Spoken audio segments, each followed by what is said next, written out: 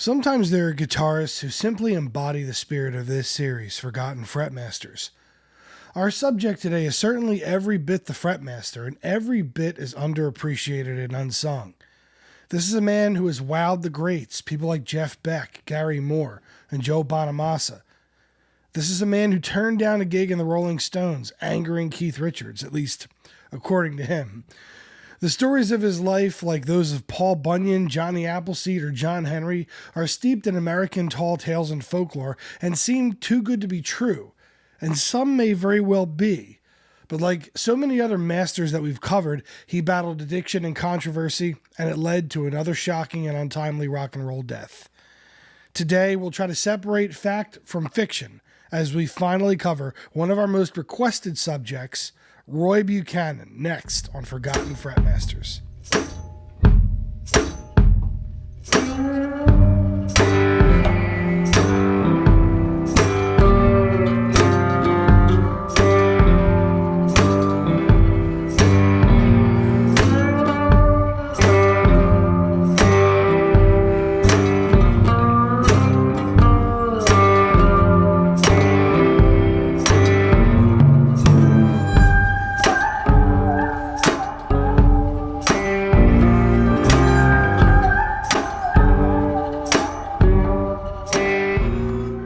Nearly everything that is known about Roy Buchanan can be questioned for veracity. That's why I'm starting this video with a bit of a disclaimer.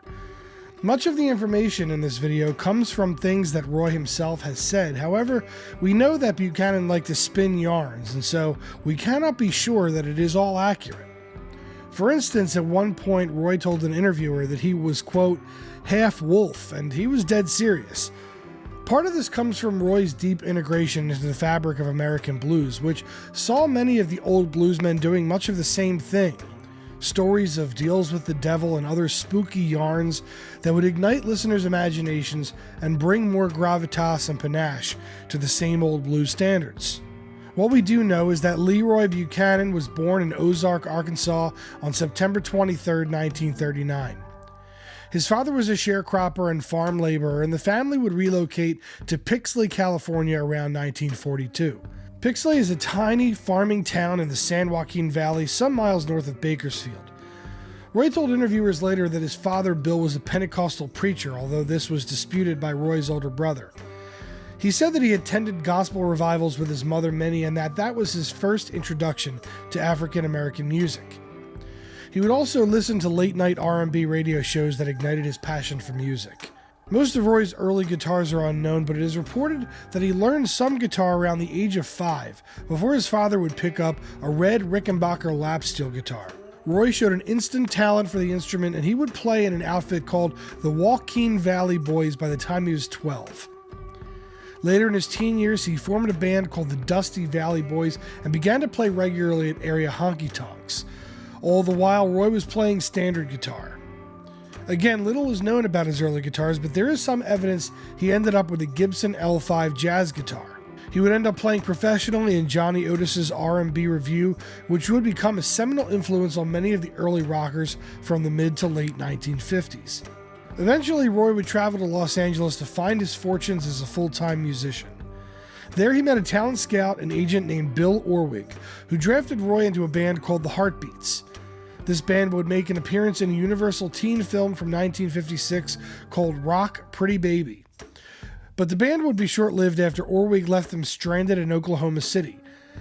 Making the best of the situation, Roy decided to stick around Oklahoma and found himself playing as a session guitarist on a local television show called Oklahoma Bandstand, where he would be noticed by early swamp rock pioneer Dale Hawkins, who asked Roy to join his band. Roy would make his recording debut on Hawkins' cover of Willie Dixon's My Babe, playing the solo. Even in those early days, Roy captured a rich, thick tone that was impossible to ignore. Eventually, during a tour in Canada, Roy would be stolen away by Hawkins' own cousin Ronnie, who would record his hit song, a cover of Bo Diddley's Who Do You Love, with Roy, although Buchanan actually plays bass on that song. Other members of Ronnie Hawkins' band was a young guitarist named Robbie Robertson, a drummer named Levon Helm, and after Roy's departure, Rick Danko on bass, names I'm sure you recognize as future members of the band. Both Hawkins' cousins would go on to inspire future swamp and country rockers like Creedence Clearwater Revival, Leonard Skinner, George Thorogood, and Tom Petty. But Roy had moved on into a solid foundational career as a sideman and session player between 1959 and 1961, playing with the likes of Freddie Cannon and Merle Kilgore. In the summer of 1961, Roy would marry Judy Owens and settle down in the Washington, D.C. area. Roy would continue his recording career, this time finally breaking out on his own with the single Mule Train Stomp on Swan Records. Featuring a thick, driving guitar tone punctuated by whip sounds and yahs from the background, the single was straight out of the honky-tonks in which Roy had cut his teeth years earlier.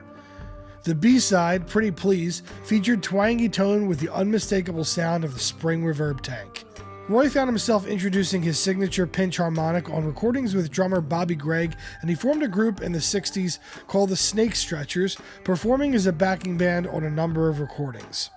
Despite a growing list of stars in the rock world singing Roy Buchanan's praises like Eric Clapton, John Lennon, and Merle Haggard, Roy's career never got off the ground commercially throughout the 60s, and with a growing family, he found himself in need of a steady income.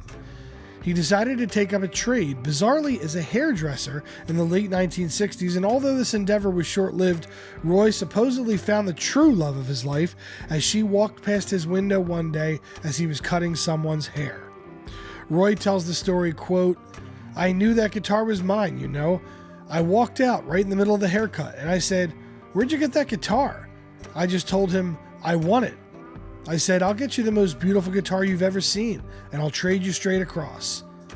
I left work that day and went to a friend of mine with connections and said, 'I want a purple Telecaster.' He had it before the sun went down. We swapped guitars, man, that was it. It was like he knew it was my guitar too." Of course, as with all of Roy's stories, we have to take it with a grain of salt.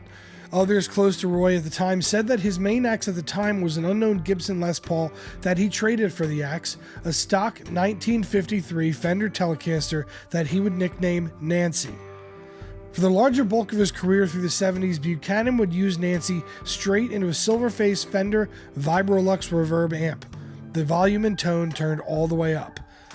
You may be wondering how Roy was able to get the multitude of effects like wah, phaser, and harmonics if he went straight into the amp.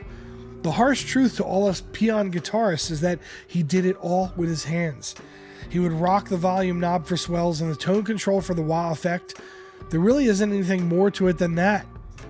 When that grizzled old guitarist tells you that tone is all in your hands, he's probably a fan of Roy Buchanan. Nancy's arrival notwithstanding, his music career was still largely on ice until 1971 when a PBS documentary appeared by Elliot Tozer and Joshua White called Introducing Roy Buchanan. Featuring a number of interviews from current famous musicians, including an intro by Jerry Garcia, the documentary put Roy on the map overnight. Most importantly, the 90-minute documentary was chock full of Roy's incendiary playing, and those who didn't know who he was before that certainly knew him then. The documentary is on YouTube. I'll put a link to it in the description below. The documentary would also lead to notice from Polydor Records, with whom he would sign a multi-record contract that would come to dominate his 70s career. Before we get into Roy's 70s career, some of you may be wondering about another well-known legend regarding Roy and the Rolling Stones. Like so many other stories of Roy's life, this one, again, has to be taken with about a pound of salt. Roy himself said that he turned down an offer to join the Stones in the wake of Brian Jones's firing. A number of reasons have been conjectured as to why he would turn it down, including a theory that Roy felt that his own battles with substance abuse would only get worse if he joined the Stones, but there is no real evidence that the Stones ever extended the invitation. Indeed, Keith Richards spoke less than glowingly about Roy in an interview with Rolling Stones magazine in 1998 when he said, quote, "Eric and Ronnie and I pissed in his beer once. It's the only time we ever got that mean with anybody. It was an Atlantic recording session in the 70s. I said, 'Go ahead, Eric, get your out. We'll be pissing in that beer. He's being too pushy.' Eric will deny it, of course, but don't worry about that. I've got Ronnie Wood to back me up." What is clear is that, like our prior Forgotten Fretmaster Rory Gallagher, Roy probably wouldn't have been a good fit for the Stones. A star in his own right, anyone who took the limelight off of Mick and Keith simply wouldn't have worked. Another guitarist who was also considered but eventually rejected for the same reason was Steve Marriott of the Small Faces, eventually to go on to form Humble Pie. And so it is probable that the reason Keith had a less than rosy relationship with Buchanan was because of his tall tales surrounding the Stones. Of course, as I've often said on this channel, we rely on the memories of rock stars a lot, and we all know how problematic that can be. It is entirely possible that the Stones did reach out to Roy about an audition that he politely would turn down. We just know that it is clear that Keith didn't care for him very much. Roy was also not thrilled about the electronic revolution that was happening in rock and blues, with guitarists like Jimi Hendrix using wah pedals and other little boxes to do things that Roy preferred to do with his hands. However, Roy would come to appreciate Jimi's playing very much, covering several of his songs over the years. But Mickey and Keith notwithstanding, Roy would go on to become extremely prolific through the 70s, releasing about an album a year. His self-titled debut album featured 2 songs that Roy would go on to become known for his entire career: Sweet Dreams and The Messiah Will Come Again. 1973's second album, 74's That's What I Am Here For, and 74's In the Beginning would follow. All of the albums followed the same formula of loose, improvisational, and sparsely instrumented affairs, with Roy's incredible guitar work taking center stage. Of these 4 Polydor records, only the second album would go gold and lead to Buchanan signing a new deal on Atlantic Records for 1976. His first album for Atlantic would be A Street Called Straight and feature a number of top players, including Billy Cobham on drums and Luther Vandross on some vocals. It featured a song called My Friend Jeff in honor of Jeff Beck, whom Roy had started a fast friendship. Beck would return the favor on Blow by Blow that same year, dedicating the song 'Cause We've Ended as Lovers to Roy. 1977's Loading Zone would become Roy's second gold album, and he would record one more Atlantic album in 1978 called You're Not Alone, which would flop and cause Buchanan to pause his recording career until 1980, when he released My Babe, which features one of my favorite album covers of all time. After this album also flopped, however, Roy decided to quit recording until he felt he could make an album his way. Buchanan would continue performing sporadically, but the period between 1981 and 85 was essentially a break from music for Roy, who dedicated the time to his family. But later in 85, an independent label called Alligator Records would offer Roy a new contract, with the promise that he would have total artistic freedom over the entire recording process. His first album with a label, called When a Guitar Plays the Blues, featured all Buchanan originals and featured a clearer, more modern recording sound. The playing was reinvigorated and lively. Roy had also decided to branch out into different gear after his beloved Nancy had been nearly played to death and he was having issues with the pickups. He started to regularly use a Fender Stratocaster and a Gibson Les Paul Gold Top as early as the late 70s, and when he returned to his preferred Telecaster, it was with a newer 1983 Tele with Bill Lawrence pickups. Roy had a close relationship with Lawrence and was a huge advocate for the pickup maker. Roy would say, quote, "Bill Lawrence pickups, definitely. I have them in both rhythm and treble positions. I've been preaching them to everybody. You can't buy better pickups, and they're really low priced. By the way, 2 years ago, it was Bill Lawrence who took me aside and talked to me like a brother. He told me that drugs and drinking were hurting my talents. That changed my life. Nobody had ever talked to me like that before. Now I'm playing better than ever, I feel better, and I'm learning more, thanks to Bill."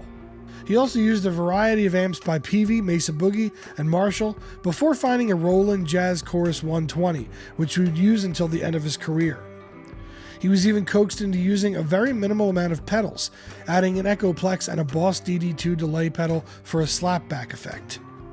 Roy would continue on Alligator, recording 2 more albums, 1986's Dancing on the Edge and 1987's Hot Wires, as well as performing regularly. Although Roy had been known to battle substance abuse problems throughout his career, with alcohol being his main vice, the 80s were generally known as a maturation in his professionalism, and although he never totally quit drinking, most around him reported that he was doing it a lot less than in the past. Bass player Carrie Ziegler, whom Roy had worked recently with, was interviewed by the Washington Post just after Roy's death. He said, quote, "I just finished a tour with him a week ago. He was in great spirits. He had stopped drinking. Everything was going as smooth as silk." Roy's last show would be on August 7th, 1988 at the Guilford Fairgrounds in Guilford, Connecticut. As stated above, according to Roy's agent and friends, he had been doing relatively well leading up to 1988, cutting down on his drinking and largely staying clean. However, Roy was arrested for domestic violence and public intoxication and held at the Fairfax County Jail in Virginia. The official story goes that on August 14, 1988, the deputy sheriff checked Roy's cell at 11:05 p.m. and then again at 11:16 p.m. to find Roy Buchanan hanging from his own shirt. His death was ruled a suicide. However, Roy's friend Mark Fisher reports that he had viewed Roy's body with bruises on his head. This has fueled speculation that there is more to Roy's death than meets the eye. Roy did attempt suicide after being arrested on New Year's Day in 1980 as well. No hard information has ever come to light, and so we add Roy's story to the pantheon of musicians with suspicious and unsolved deaths. Yet another cautionary tale of substance abuse of one type or another, leading to an artist being taken from us all too soon. Roy Buchanan was only 48 years old. Despite his untimely death, Roy left behind a wealth of recorded material on which we can remember his astonishing virtuosity. In our current world of gear acquisition syndrome, of which I am just as guilty as most of you, Roy Buchanan showed us that you could rule the world with one guitar, one cable, one amp, and two hands. And despite the fact that you have to take a lot of his yarns and tall tales about his past with a healthy dose of skepticism, one thing is absolutely certain. Hot damn, Roy Buchanan could play the guitar. But that's another episode of Forgotten Fretmasters. Remember to subscribe to my channel, The Guitar Historian, and hit the bell icon to get notified whenever I upload new content. If this is the first time you're seeing me, this is episode 19 of Forgotten Fretmasters, and I have tons more content, so be sure to click on the playlist to binge all of my previous videos, and of course, as always, thank you so much for spending some time with me, and I will see you next time.